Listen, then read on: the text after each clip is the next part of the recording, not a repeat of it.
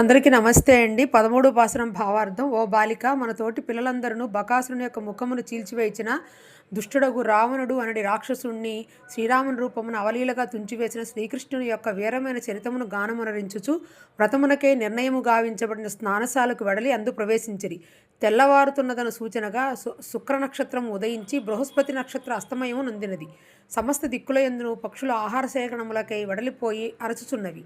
హరిణము వలె చంచలమైన కన్నులున్నటువంటి తుమ్మెద రీతిన నల్లనైన నేత్ర సౌందర్యం కలిగిన ఓ సుందరమైన బొమ్మ, పుష్పమందు చిక్కిన తుమ్మెద వంటి నేత్రములున్నదానా, చలనైన నీట విరహతాపం నశించినట్లు నేత్ర సౌందర్యం ఉన్నదానా, మాతో కూడి స్నానమరించక ఒంటరిగా శయనించి నిద్రించుచుంటివా?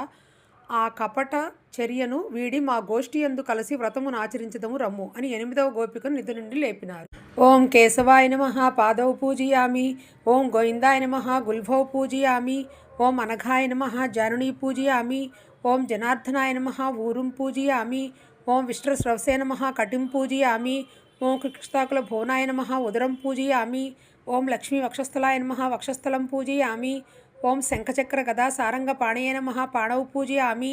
ఓం మహాబాహవే నమః బాహున్ పూజయామి. ఓం కంబుకంఠాయ నమః కంఠం పూజయామి. ఓం పూర్ణేది విభక్త్రాయ నమః వక్త్రం పూజయామి. ఓం కుందవట్లంతాయ నమః దంతం పూజయామి. ఓం సురచనాధరణే నమః నేత్రౌ పూజయామి. ఓం సహస్ర శిరసే నమః శిరః పూజయామి. ఓం శ్రీ గోదారంగనాథాభ్య నమః సర్వణ్యంగాని పూజయామి.